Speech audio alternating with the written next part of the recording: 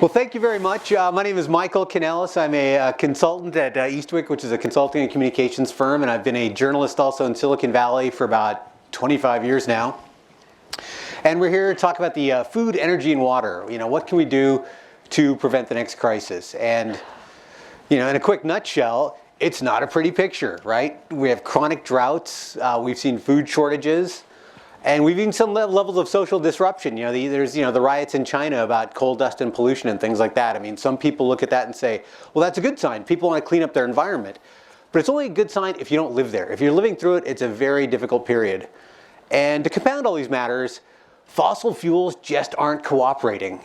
Peak oil has not happened, right? Natural gas, fracking came along, and now we're going to have things like hydrates, where they're discovering methane in frozen water. We find more and more and more of it, which makes it difficult to bring solar and wind and things like that online. I had a discussion, I remember this in about 2004, I had a discussion with Richard Smalley, a Nobel Prize winning chemist, on this. And all the reporters asked him, we said, can we avoid this crisis? And he said, I think we're going to have a thalidomide moment. There's going to be a sudden catastrophe where in the rearview mirror, humanity looks back and says, we made a mistake, we have to dig ourselves out. Now, to make that story cheerier, he died about 3 weeks later, but it was a very good moment, because you do see people actually sort of whistling past the graveyard in a lot of climate issues. But to be too depressed, here's the good news, right? The industry is finally moving along, the clean tech industry. It's taken about 10 years, but now we're seeing solar growing leaps and bounds. In fact, this year so far, solar accounts for 21% of the installed utility capacity in the United States. It's second only to natural gas, but the growth rate's off the charts. In fact, in October, solar accounted for 72% of the new capacity in the US, just on utility, not even counting homes.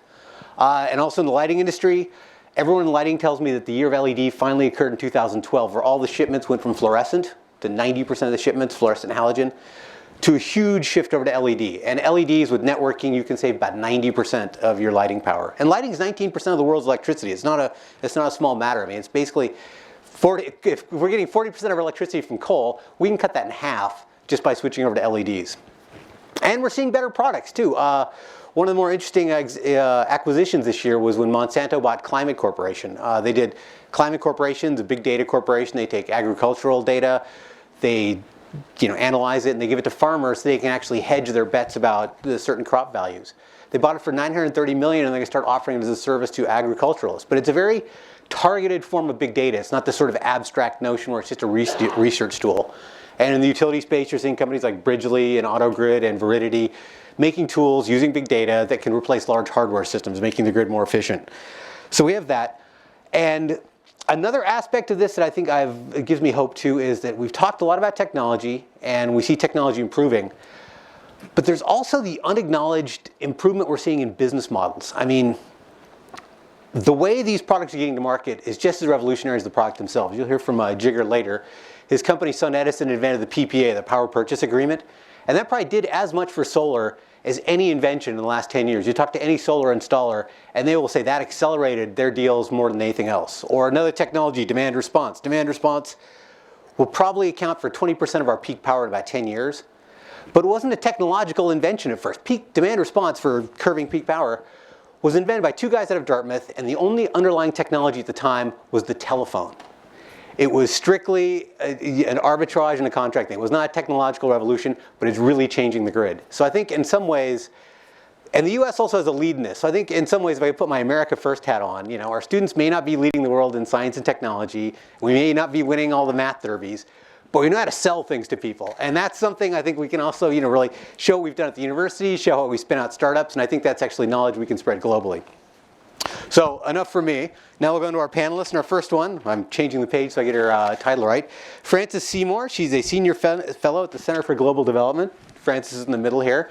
And she's an expert in forestry. And one of the areas they're looking at is pay for performance, to actually get cooperation so there's incentives to save virgin forest land. Frances, you want to take it away? Thank you, and thank you for allowing me to step in for Nancy Birdsall, who is sitting here in the second row, and I hope will feel free to weigh in the discussion. What I'm going to focus my remarks on are land use change and its relationship to food security, water security, energy security, and I would add climate security, where it all comes together for resilience. And what I want to do is talk a little bit about forests and how we're doing a pretty poor job of managing forest contributions to all of those objectives. And I'll suggest that technology is part of the answer, but probably not in the way that you might think. Now, some of you saw the article in yesterday's Washington Post on the front page about how the U.S. over a recent 4-year period had lost 360,000 acres of wetlands, and all kinds of analysis about how this is going to increase vulnerability to floods and storm events and sea level rise. But in Science magazine just a few weeks ago, it was revealed that over the last 12 years, the world lost 2.3 million square kilometers of forests. And in Indonesia alone, we are losing almost 20,000 square kilometers every year. This is having a huge impact on resilience across levels. At the global level, emissions from deforestation are estimated to be at least 10% of global climate emissions. So let me deconstruct 3 myths, or at least convenient half-truths, that relate to deforestation. The first is that, unfortunately, deforestation is necessary to make way for expanded agriculture to feed the world. It's absolutely true that we need to increase agricultural production. But, you know, the most fertile lands were brought into production a real long time ago. So in recent decades, most increases in agricultural production have come from intensification, not extensification. And in order to even understand the significance of that increment from marginal lands, you have to subtract out all the contributions to food security that standing forests make. Well, what are those? First of all, standing forests provide a lot of food. In Congo Basin, rural areas, it's estimated that up to 80% of proteins and fats in local diets come from bushmeat, so hunting the wild beasts of the forest. Forests also provide income to buy food. Some research that will be published soon in World Development estimates that in a typical village near or in a forest, between 1/4 and 1/5 of income comes from the forest. A lot of that is wood for fuel and energy, but that amount is about commensurate with the amount households get from agricultural crops. So food from the forest, non-trivial.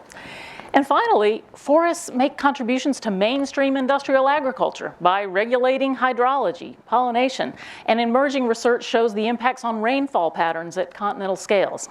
So I hope I've convinced you that converting forests to agriculture risks undermining food security, water security, energy security for people at the local level, and climate security for all of us.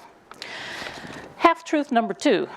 Encouraging biofuel production is a good way to increase both energy security and climate resilience. Well, again, we need to look at some trade-offs here. The impact of bioenergy on food security would take another conference to get to the bottom of. I think it stands to reason that if you create a competing demand for cropland and food, you're going to increase prices, or at least their volatility, with a bad impact on food security for poor people. But what I want to stress is the failure of biofuels to largely meet their intended consequence, which is to reduce emissions from fossil fuels. Because it turns out that if you take into account full life cycle analysis, and particularly the land use change from producing biofuel crops, the climate friendliness of biofuels mostly goes away, and in sometimes turns badly negative. The most extreme example is if you take a peatland forest in Indonesia and convert it to an oil palm plantation, use all of the fruit to make biodiesel, you would have to keep substituting that biodiesel for fossil fuel for 840 years to meet the carbon debt incurred by the land use change. So biofuels for energy security can come at the expense of food and climate security. Half-truth number 3, the best way to solve these problems is the application of technology to intensify production on land that is already under cultivation in order to take the pressure off the forests. Well, yes, we need to intensify production. But in the case of biofuels, I'd argue that the first job of technology is to get us to the second generation fuels so that we get out of this food versus fuel competition altogether. And if our business is feeding people rather than cars, yes, we need to increase production to meet rising demand, but we've got lots of research showing that raising yields doesn't automatically take pressure off forests. And in fact, it can have the perverse effect of increasing the rate of deforestation because it's more profitable to grow those crops with higher yields. So what we have to do is actually create land scarcity through improved law enforcement and land use regulation to induce the demand for investment in intensification. I would argue that the most important impact of technology on solving all of these problems have been incredible advances in remote sensing technology to be able to observe essentially in real time where deforestation is taking place. That makes deforestation visible in the same way that the satellite imagery analysis of where the fires were burning back in June that threatened to close the Singapore airport because of the density of the haze. That's what creates political will. It creates citizen activism. It puts pressure on corporate supply chains that are responsible for a lot of this land clearing. And it helps law enforcement officials actually target law enforcement because a lot of this land clearing is illegal. Now, let me close by talking a little bit about a cause for optimism, and that is what has happened in Brazil. You may remember, Brazil was the poster child of deforestation. The Amazon was in flames. But over the last 10 years, Brazil has more than halved its rate of deforestation and has done so in ways that provide lessons for how we can get out of this mess. First of all, Brazil has been able to decouple deforestation from food production. Deforestation's been going like this, food production's continued to go up. Brazil is a leader in biofuels, but this biofuel is ethanol based on sugarcane that isn't planted at the expense of forests. And while it's true that Embrapa is a leader in agricultural research and technology for agriculture intensification, the key reason for Brazil's success in reducing deforestation is that they had access to this satellite imagery technology 25 years before anybody else. And being able to feed that information into civil society, into the political discourse, use it to pressure corporate supply chains, and use it to empower law enforcement officials to get out there and stop illegal deforestation has been a big part of the story. So let me conclude. If you're concerned about resilience, you need to look at land use change. And yes, technology is needed, but it's to get us to second-generation biofuels, and it's needed to help close the land frontier in order to create a demand for agricultural intensification. And I hope, since I'm out of time, that you'll ask me what rich countries can do to solve this problem, and part of the answer is indeed pay for performance. Excellent, great. I will, in fact, if nobody asks, I'll ask you that later. Next, we got Sonita Lontoh. Disclosure, we've been friends for a number of years, and now you're head of the Indonesian Diaspora Foundation, and you've been also an executive in Smart Grid for a number of years on that pioneering area to save energy. I wonder if you'd share some of that. Sure. Hi, good morning, everyone. So after we've listened to Nancy explain about food security and climate change, I want to transition right now to talk about one of the emerging technologies that have game-changing potential to solve some of the key global challenges in the 21st century, namely the smart grid, which is my area of expertise. But before we go into the smart grid, I want to take a step back and share with you a little bit of context as to the challenges that we're facing as we enter the 21st century. So first of all, let's talk about the current state of our electric grid. According to the National Academy of Engineering, our electric grid is the #1 most important engineering achievement of the 20th century. And I think it was Neil Armstrong who once said that if anything shines as an example of how engineering has changed our world, it is definitely the power that we use in our homes and buildings. And yet, this greatest achievement of the 20th century has not been modernized for almost 100 years to basically manage, tackle the challenges of the 21st century. So as we enter the 21st century, societies and energy providers around the world are faced with daunting energy challenges, which include limited supply, increasing demand, aging infrastructure, and in some countries, actually non-existent or inadequate infrastructures, aging, retiring skilled energy workforce, especially here in North America and the United States, the need to deal with greenhouse gas emissions and climate change, the need to integrate more renewables, intermittent renewables like solar and wind, and also the need to deal with the proliferation of distributed energy resources like solar on our rooftops, electric vehicles, smart energy storage, smart appliances in our homes and buildings, etc. Compared to other industries, the energy industry has been relatively slow to adopt change. And a lot of people say that Alexander Bell would probably not recognize the telecommunications network that we have today. However, Thomas Edison would feel quite at home to operate our current electric grid, given that it has not been modernized, right? And actually, the transformations that need to happen in the industry are nothing new because they have happened in other industries before.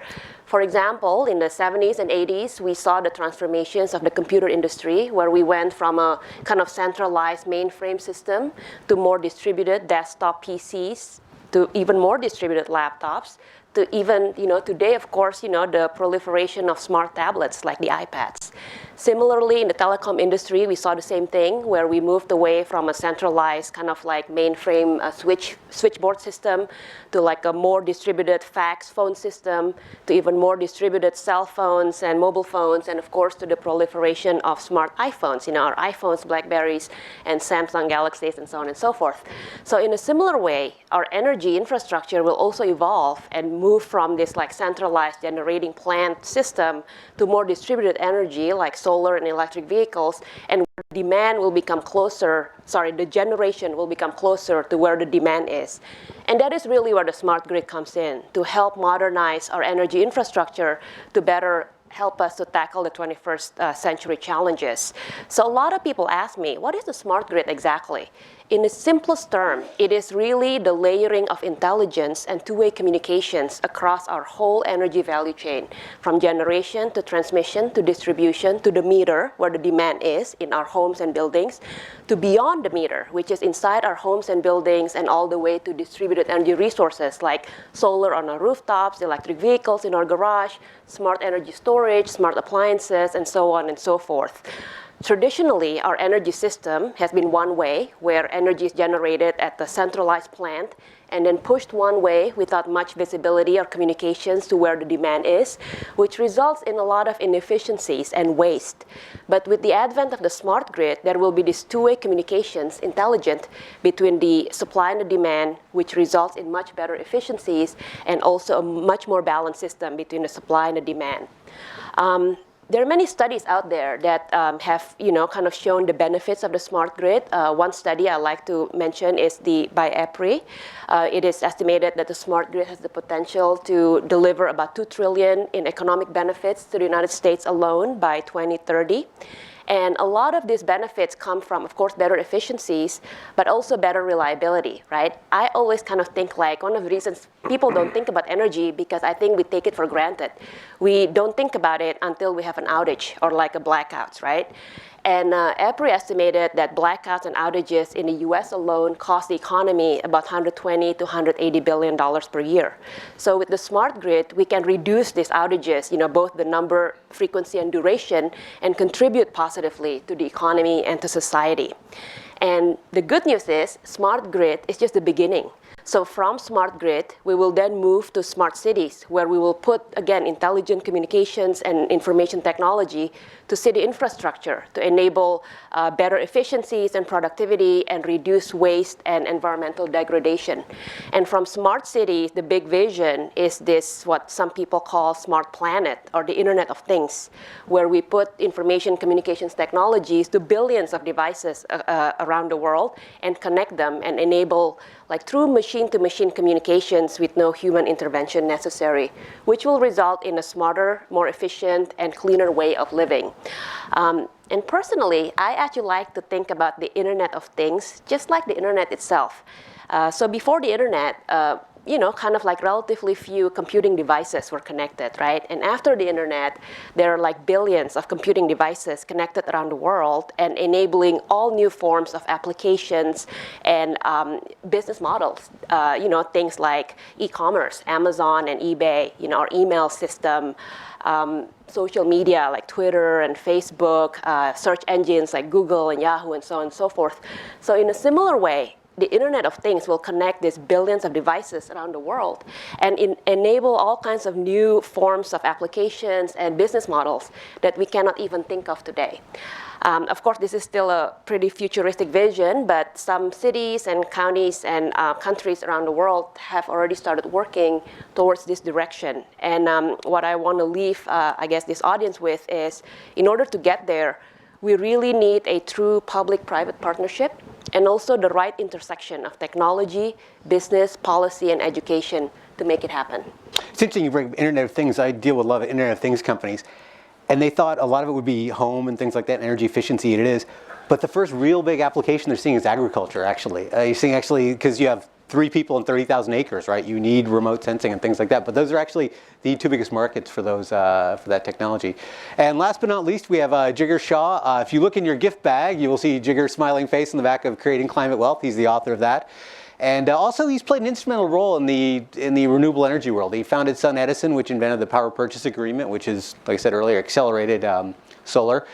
He's also investing in projects for a company called STEM, which is actually bringing storage to the mainstream, and a number of other projects. So, Jigar, maybe you can tell us about all the things you're working in. And you're also the founder of the Carbon War Room, a think tank that you and Richard Branson founded together. Thanks. Well, thanks for having me, and thanks for being resilient yourselves and coming out here today on a snowy morning. I know that DC likes to think that it is so unempowered that it can't handle rain or snow. You guys showed them wrong. And for those of you who live in this area, I think you know what Sonita was saying firsthand. I lived in Chevy Chase for 15 years and averaged about 2.5 days of power outages per year. So I think Pepco resembles your comments there. I think when it comes to my work, I think that there's this interesting nexus where we're at now, where when the Arab oil crisis occurred, we decided to spend billions and billions of dollars to make sure that this never happened to us again, right? That we had choices, that we had technologies, that we had a pathway by which to avoid the impacts of $100 oil on our economy. Today, we're at a place where we have $100 oil again, and we seem powerless to do anything about it, right? So even though we've got efficient cars, I know that the president has increased CAFE standards to 54.5 miles per gallon by 2025, but Japan and Europe are already at 54.5 miles per gallon by 2025 today. So we have this, MIT described it, this historic inability to do big things now in the United States. And I think it's important for those of us who are in the ideas business to understand why that is, because we keep pumping out great white papers without an understanding, I think, of how the political class sort of, decides to read them and implement them. A couple of points there. One is that I think that when you think about what happened in the 1960s and 70s, is at the time at which this Arab oil crisis occurred, we at the government level decided to get out of the infrastructure business, right? So we decided to push all of that decision-making down to monopolies, whether it's the water utility, the electric utility, whatever it is. So when you go to President Obama today and you say, we want you to do this, he doesn't actually know what to do. Right? I mean, I guess he could hire the right person at the Federal Energy Regulatory Commission and say, we want to do some good policy, and Chairman Wellinghoff has done great work, but he doesn't really control the decarbonization of the grid. The same thing's true with Department of Energy. The Department of Energy really doesn't do anything on the implementation side. They have no way of really forcing electric utility companies to implement smart grid or anything else. They do have the ability to say we're going to pay for 50% of the cost of a smart grid implementation based on the stimulus bill. But as many of you know, none of that smart grid infrastructure really was required to, as Francis said, this pay for performance thing. It was never actually required to hit its metrics. And I think for those of you who have tried to log in on your Pepco website and use the green button that folks talk about, it's not as easy to use. And so you've got this historic inability of politicians to understand what role they really play in infrastructure, which you don't necessarily have, let's say, in China and Brazil, but you do have in the United States. I think the other challenge is what happened when we actually pushed that authority down, right? So when we pushed that authority down, we made sure that those people not only had the authority to implement infrastructure, but that by definition meant that they were the entities by which you raised money to implement that infrastructure, right? So they had bonding authority. They had the ability to, be publicly traded on Wall Street with certain S&P, ratings, and so they had the ability to raise money from the stock market to implement whatever it is. And when you think about where that is today, you can imagine with Southern Company, for instance, right, which is building the nuclear power plant in Georgia. They came to the federal government to get a 50% subsidy for that. They then came to the federal government to get a loan guarantee for that program. They then went to the Public Service Commission of Georgia to get it rate-based, which was rejected. They went to the state Senate of Georgia to say, we actually want you to overrule the Public Service Commission, which they did. And we want to start raising rates before the nuclear power plant's actually even completed, because we don't want to take the risk to our shareholders just in case the nuclear power plant doesn't get completed, right? So this is the mindset now of the monopoly that we've outsourced this whatever it is that we want to do to, right? Whether it's energy efficiency or whether it's electric vehicle infrastructure or whether it's decarbonization of our grid, this is exactly who we've outsourced it to. So then, leaving that thread to the side, why do we actually have the political impetus to do this work? I think climate change is important and resiliency is important, and I've recently moved to New York, and so with Hurricane Sandy just a year ago, a lot of folks actually know what that looks like in the US, and with the typhoon in the Philippines and other places, people see that on a regular basis. But the real impetus for this is not the crisis part of it. The real impetus for this is the inflation part of this, right? So if you think about the last year that you probably think was prosperous for the United States of America, let's call it 1999, right? We all sort of loved 1999. And so I think Prince sang about it, and we all had fun and thought it was the actual coming of the millennium, but it was actually the next year. And it was good, right? But if you think about where we are today, oil prices globally, we pay about $2.5 trillion more globally for oil today than we did in 1999. On electricity, we pay about $1 trillion more globally than we did in 1999. When you think about copper and steel and all of the commodities that we all think about, those are very high. And as you know, Jeremy Grantham has wrote a lot about that. And then at the same time, the median wages and particularly for the poor and the middle class in the United States have not gone up since 1999, even though it costs them 3.5 times more to fill up their car than it did in 1999. So this is the reason why it's important for us to do this, and the reason why companies like the ones I support and the one I started have such a huge marketplace, right? Because we're saving people boatloads of cash, right? I mean, I'm the person who flew to Bentonville 14 times to get them to put solar on their roof, and now they've done 90 megawatts of solar on their rooftops. And so this is not because they necessarily, want to be green. And in fact, I can tell you that they don't want to be green. The reason they're doing this is because they're tired of 5% rate increases on their electricity bill every year, and this is the only way that they know how to hedge their electricity prices going forward. So the company I started basically figured out this pay-for-performance model for solar. And what's interesting is we're now using it for battery as a service model with STEM. We're using it for solar hot water heating as a service in DC for a company called Skyline Innovation. So we own the hot water heating systems on GW and American University's dorms that are saving them natural gas. We did hydroponic greenhouses as a service outside of Trenton, where it's a 7 to 10 year contract with the top 5 grocery store chains to guarantee volume, and then we built the hydroponic greenhouse based on that volume. And leading grow houses in the in the area. Yeah, sure. and so what you find is that whether it's water, agriculture, industrial, electricity, transportation, which we haven't really talked about, but we should, all of this stuff can be done as infrastructure as a service. Not because it needs to be. I mean, clearly, if we wanted to go back to the days of Eisenhower, we could actually do this from a government-led approach. But I think the reason why the infrastructure as a service model, which I describe in my book, is so critical is because the government has lost the ability to do infrastructure in many parts of the world. And so we're sort of stuck with the new paradigm, which is where the private sector has this leadership role. Wondering on the transportation thing you brought up there, I mean, out of all the sectors in clean tech, water and transportation have been the most difficult to actually reform. And water, because there's a lot of subsidies in it, and there's agricultural interest. But transportation, I mean, biofuels have been a flop. Well, EVs have succeeded, but it's a very small percentage of the market. What do you envision for this? Would it be demand response with EV? I think transportation's actually been quite successful. We just haven't noticed it yet. And so I think that when you think about transportation, I mean, one of the things that I find is shocking is this notion of how overrated, at least to me, hybrid cars are, and how everyone sort of feels like we've done our part because we have hybrid vehicles. That's sort of like saying that we've done our part because we've made the coal plants ever more efficient. At some point, you actually have to replace the coal plant with something else. We have this hegemony of oil that we have had for 40 years that we actually need to end. And there's a couple ways of doing that, right? So one is alternative fuels.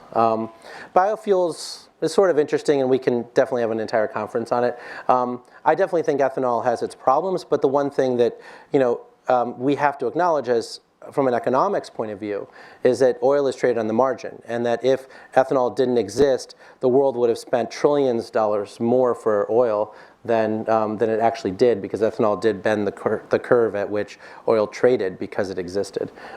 That's not to say that it was good for the environment, but it was good for economics. I think we can go to second generation biofuels and all that stuff, but the low-hanging fruit right now is to end the hegemony of oil using natural gas and electricity. And it's shocking to me that we haven't been able to implement the T. Boone Pickens plan, even though everyone was supposedly for it. But the other piece on transportation, which I think is even more extraordinary, is this notion of the fact that the car is by far the worst investment a person actually can make, right? I mean, you drive it 3% of the year, and 97% of the year you have it parked. It's one of the worst asset utilization rates in the world. And we spend $200 billion plus, a year for that asset. So what's happening with Zipcar, Car2Go, car sharing programs in general, Uber, Lyft, Sidecar, all these other guys, is that I think David Orr's research at Oberlin College shows that I think people between the ages of 21 and 27 have bought 30% less cars today than their counterparts 10 years earlier. And people who are empty nesters are now moving back into cities and actually going without vehicles and living in places where they don't need a vehicle. And you're seeing that happen over and over and over again. And so I think what you will find is you will find over time that this car sharing thing will be far more disruptive than alternative fuels will be. Yeah, it's a behavioral change, but it is having a huge impact where it's also more people are actually joining Lyft and different types. It's not just like, I'm a slacker and I just happen to have a car and I'll do this. It's actually people who don't need the money but actually want to do it. Yeah. So, by the way, I forgot to ask, anytime, raise your hand please with questions and things like that, and we'll keep chatting away. Sir. The man from Raytheon, I believe, yes? Oh, waiting for the... Yes, Randall Fort with Raytheon. So at a Atlantic Council conference, I believe it was in late May, a couple of guys from in this very room from Singularity University were talking about exponential change and progressions in technology. And on cyber, they said, I'm sorry, on solar rather, they said the efficiency of solar cells is doubling every 22 months. So at some point, which is not true. This is not true at all, yeah. It's not true. Not all right. Well, yeah. but they're improving. So at some point, doesn't solar, become the change, become a more significant impact on our energy usage? And then on the subject of food, when 3D printing becomes prevalent enough, and we're basically replicating food through organic materials, haven't we solved the food problem around the world? And doesn't that solve your land use problem? If everybody's got a 3D printer and you just go in and I want a pizza tonight, boom, you got a pizza. So, for example, but it seems like the point is that technology, as we go through these exponential curves, technology has the solution for many of the things that we're discussing here. I guess I'm just curious where the calories come from. You would have to feed some feedstock into the machine to get your pizza out at the other end. And I think, are you assuming fossil fuels would provide that, or? Yes, I mean, you're right. The calories would have to come from somewhere. But I think that, I have huge fights with the guys at Singularity University on a regular basis. Not because they're not smart people. I mean, they're actually some of the most brilliant people I've met. But more because, so there's this incipient sort of thought process, which I've done a lot of hard work to eradicate, that sort of came from Bjorn Lomborg around the notion that the deployment of the technologies we have today is not worth doing because the technologies of the future will be far superior than the ones we have today. And then the sort of corollary to that is that if the technologies were so great, they'd self-replicate on their own. I think that when you think about the scale at which we're deploying technologies, I mean, we'll deploy about $1 trillion of solar using the financial and business model that we created by 2020. So, this year alone, we'll do probably about $100 billion of solar. That the mindset of MIT, which has been historically bad at incubating companies in this area, and then Silicon Valley, which has been historically bad at investing in companies in this area, is that technology matters. And what you find is that in infrastructure, technology actually is the thing that matters the least. And the reason for that is you can imagine that the people who are providing this $1 trillion are MetLife, MassMutual, Wells Fargo, et cetera. And these guys actually want to see a minimum of 100,000 hours of field testing before they actually get involved in something at billion-dollar scale, right? So they don't want to see something that just came off the line, that just got Popular Science's What's New award or whatever it is. They want to see something that's actually been in the ground for 12 years. So by definition, what we're doing is actually figuring out how it is that we actually take the value streams that come off of the technologies that we create, whether it's demand response or energy savings or whatever they are, and how do you actually monetize those, whether it's Walmart paying for them or the independent system operator or the electric utility company or whoever, or carbon for that matter, and put them into financial flow streams such that Wells Fargo and others feel confident enough to finance these technologies, right? And so that is the problem that we have to face. It's not what Singularity sort of thinks it is. Actually, it's interesting to add to that too. In fact, you can tell the Singularity guys, solar is improving. It's not, the efficiencies are not improving the way they're talking about it.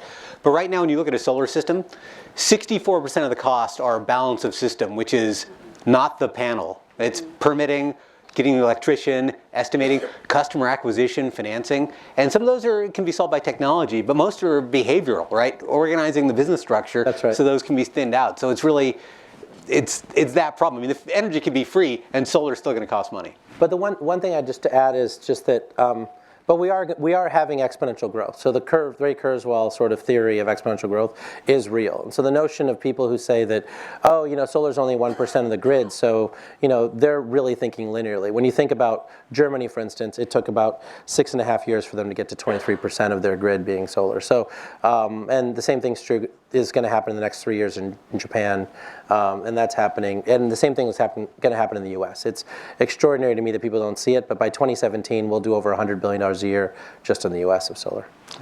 Nancy Birdsall. Thank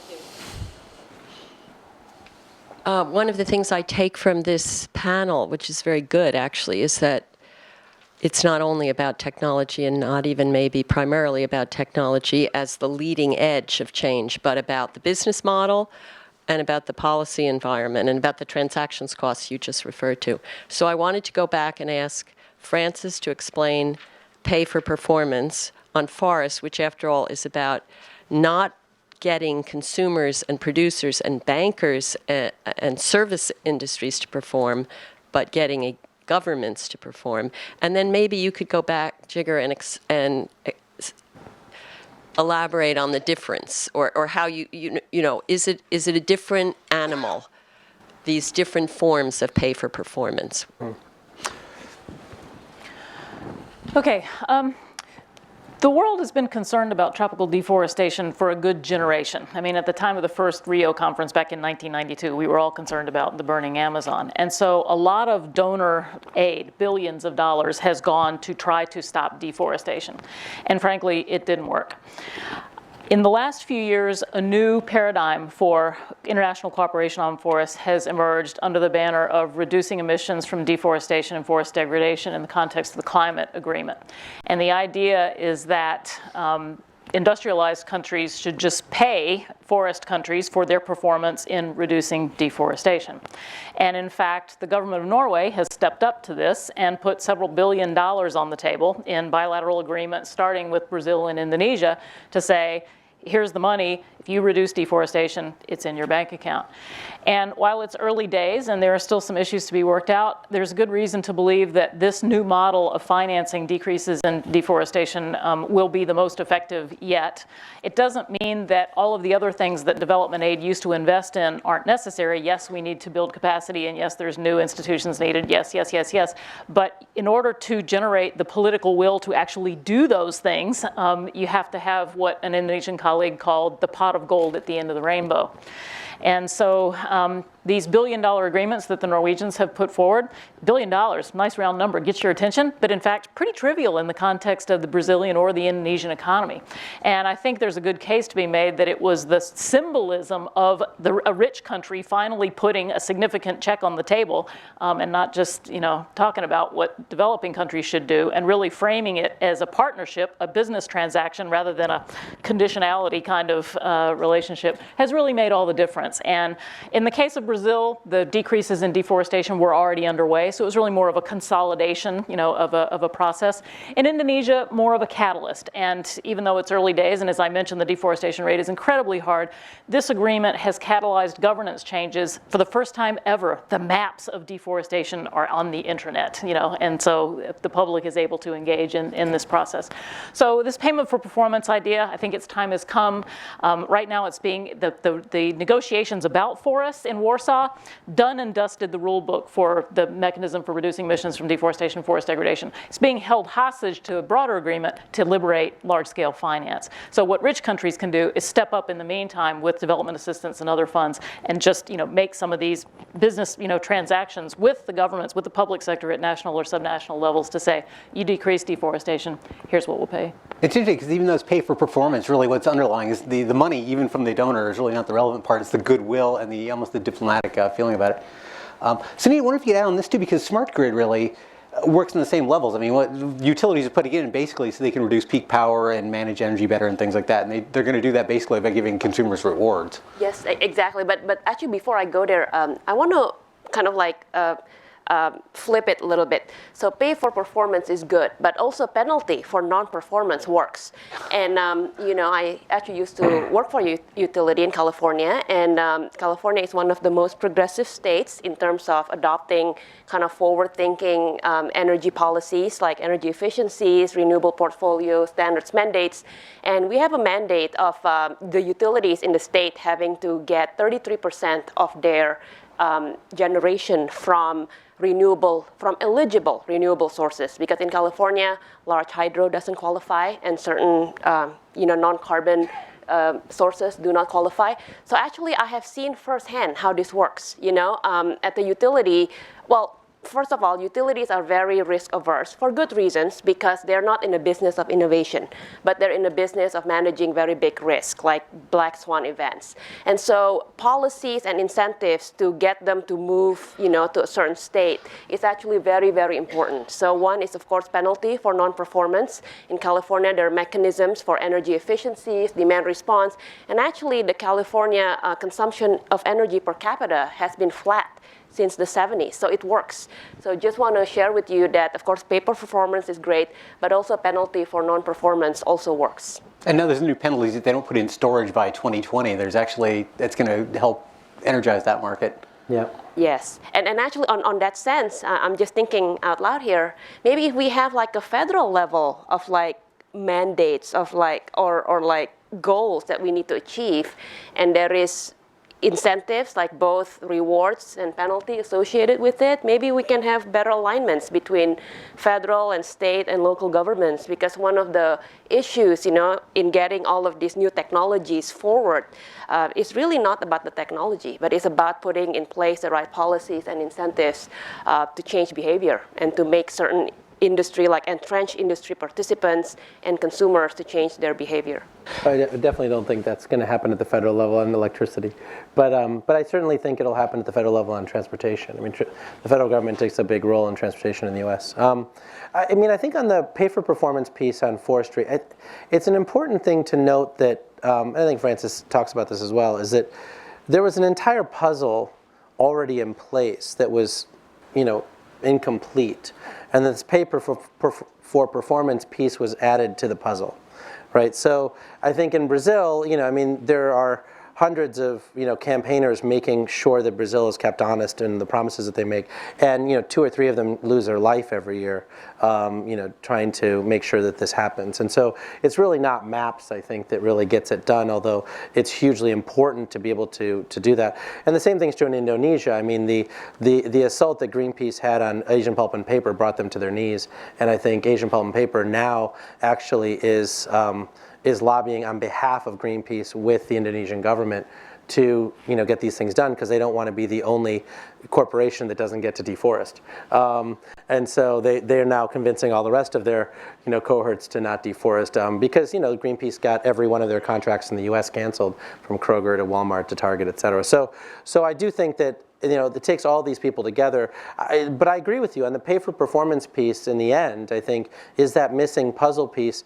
And part of that, I wrote an op-ed on the Warsaw talks around, we need to change the dialogue of the words that we use around from who pays to who invests, right? I mean, because these technologies exist. So I agree that the rich countries have to invest $100 billion into developing countries to actually deploy the solutions that they need to be able to reduce their use of diesel, for electricity, to reduce all these other ills that they have in their economies, as well as on the emissions side.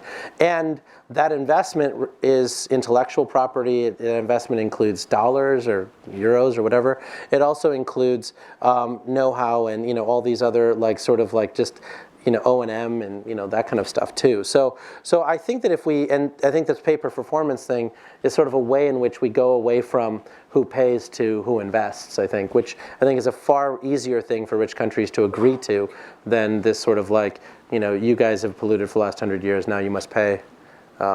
It sounds better, at least, too. It makes it more palatable, which is often a big part of the battle. Yeah, at a it's a huge part of the battle. Absolutely.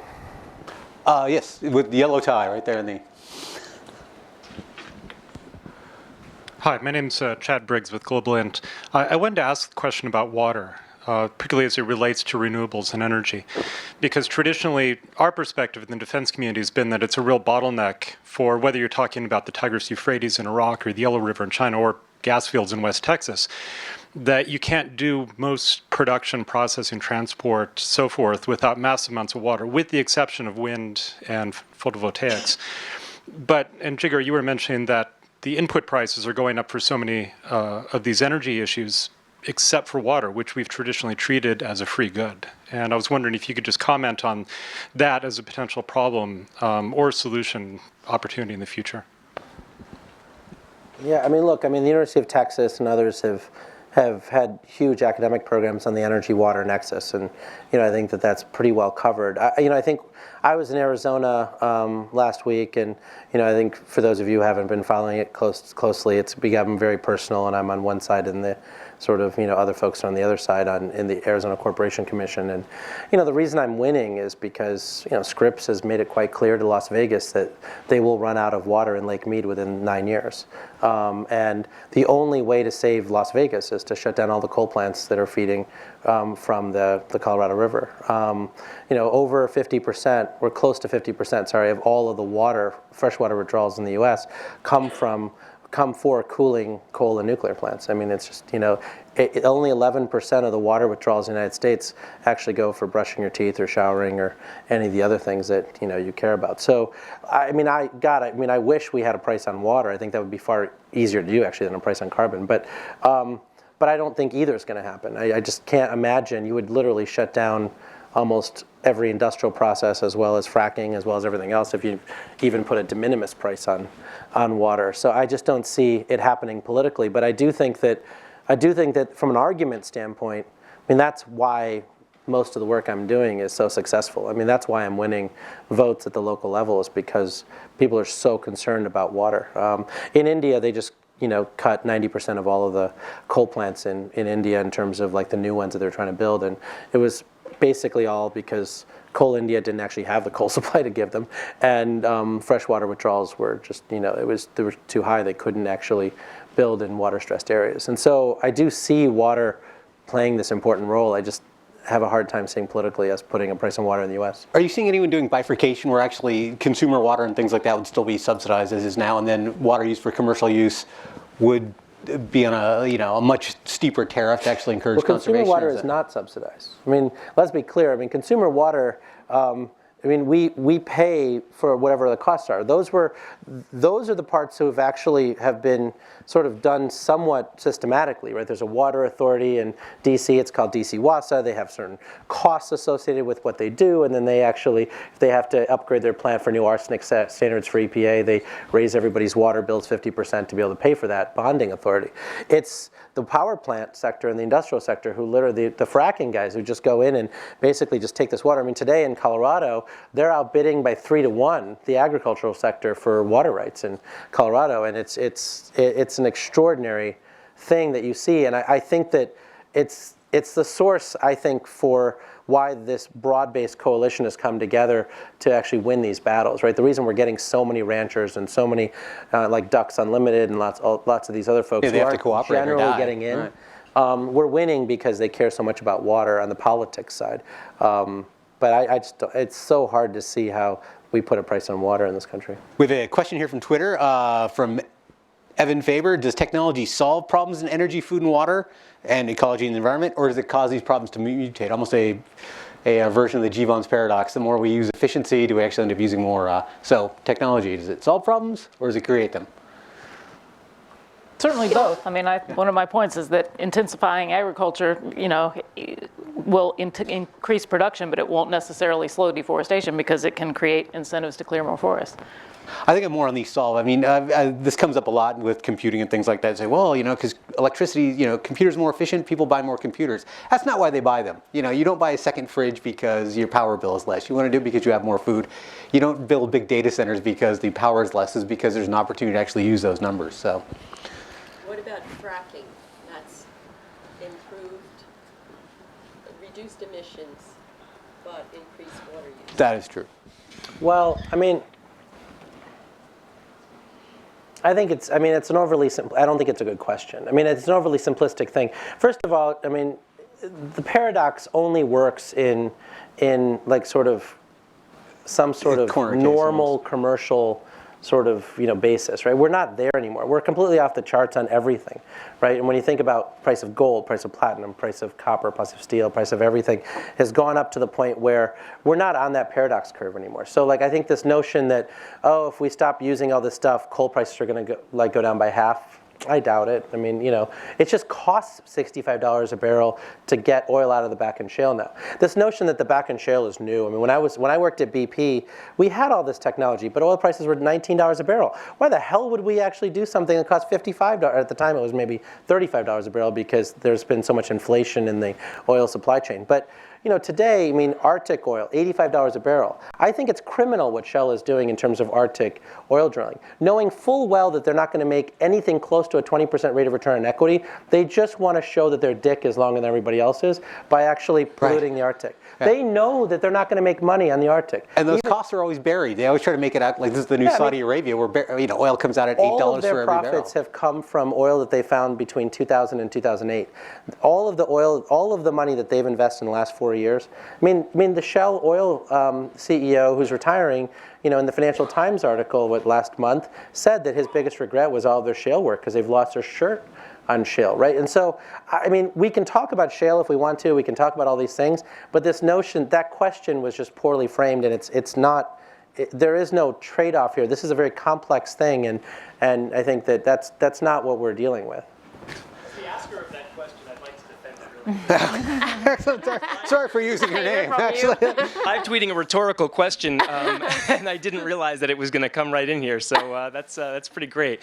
The question was not so much an either or. I think that folks really want to implement technology solutions. You create, solar is going to be the answer, or fracking is going to be the answer because it will lower oil costs. But I think my point is more that these kinds of problems don't get solved by technology. Maybe an aspect of a problem gets solved by technology.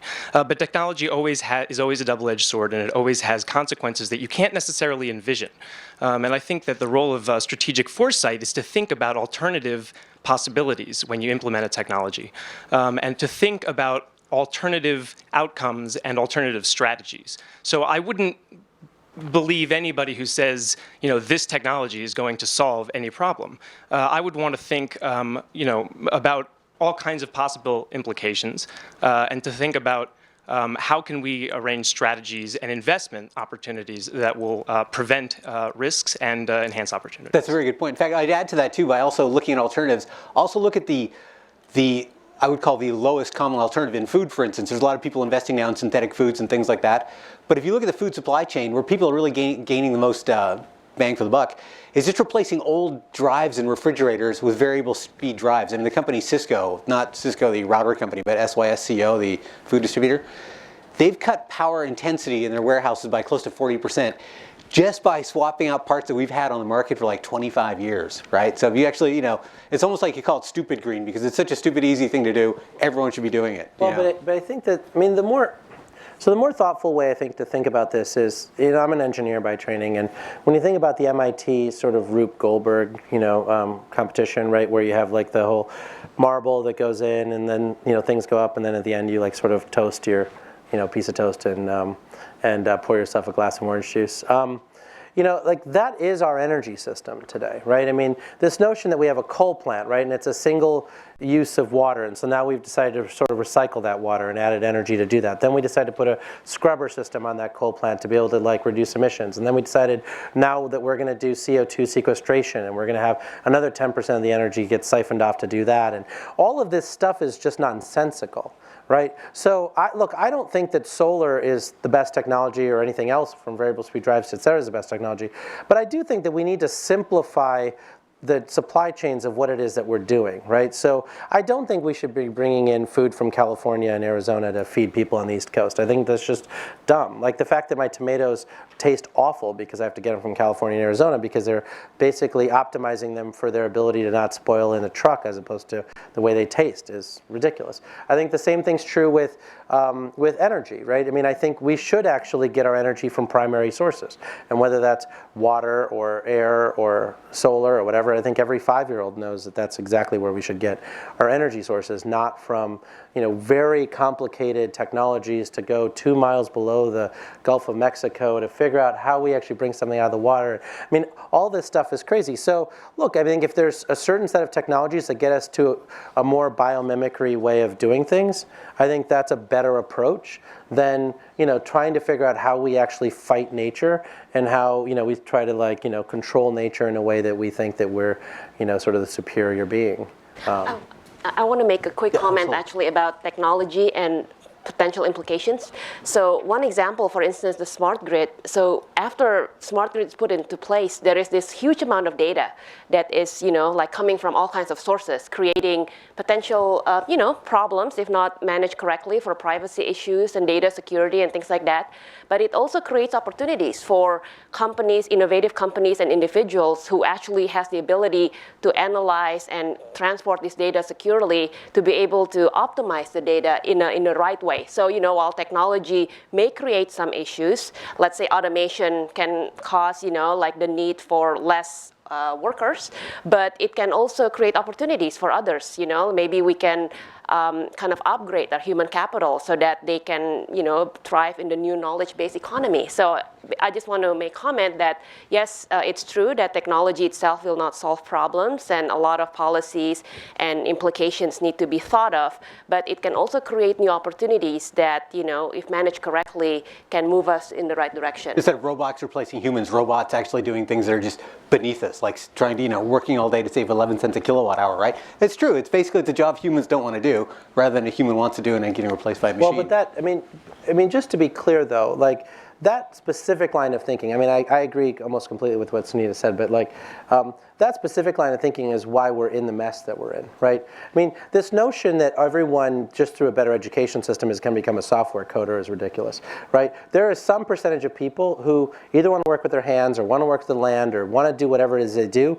They may not even want a high school education. Whatever it is that they don't want to do, we as a society have to figure out how to give those people meaningful jobs and meaningful work. I mean, one of the good things about technology and where it's going now is this whole concept of small is beautiful is now possible because of a smart grid and other things. I have the ability to invest in things at a $50,000 level now because I can get data for, 17 cents, on the sensor to be able to manage my stuff. And that now leads to community-based solutions. And so there's a tremendous amount of community-based solution work that's happening. You can actually more cost-effectively now power a village in India than to actually bring the grid to them and actually use a central station power plant. So I understand what you meant. I didn't mean to argue with what you said exactly, but I do think that there's this pernicious problem, particularly in the United States, but also around the world, where this notion of productivity has driven us on the Fed, and I think productivity is no longer a good measure of the way we're going. This upgrading human capital piece is no longer a good measure for us now. We actually do have to figure out proper employment for everybody, and that has to be a proactive policy that we've failed to do since 1990.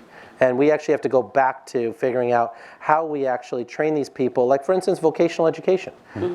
Maybe some people need to go directly into vocational education. We had a vocational education place where I grew up in rural Illinois, where when a lot of folks turned 16, they immediately went into vocational education and learned a skill or a craft or something. But I do think that this focus on infrastructure that we have will create a huge amount of jobs for blue-collar workers, but only if we actually have somebody who's thinking for like 5 seconds about how to help these people. It's basically a new, I think it's a new definition of productivity. So instead of efficiency, it's actually being a contributing member of society. Yeah. But yeah, it's a good point too, because actually renewables, one way to look at it is you're replacing fossil fuels with construction jobs. With labor, that's right. Yeah. Absolutely right. Sir. Ed Berger, let me focus on the area of transportation. Your discussion, transportation, almost entirely was consumed with the issue of the sources of energy, fuel, and particularly for private cars. You had no discussion at all of mass transportation. The railroad that was recently built from the north end to the south end of Taiwan was followed by an article on the subject that pointed out that if the same number of people had to drive from one end of the island to the other, it would have cost 13 times more energy than it did to transport them by mass transportation. Other parts of the world, as everybody knows, have had other solutions to this matter. And I might point out as well that the state was involved, I think, in every one of those successes. What should we think about that?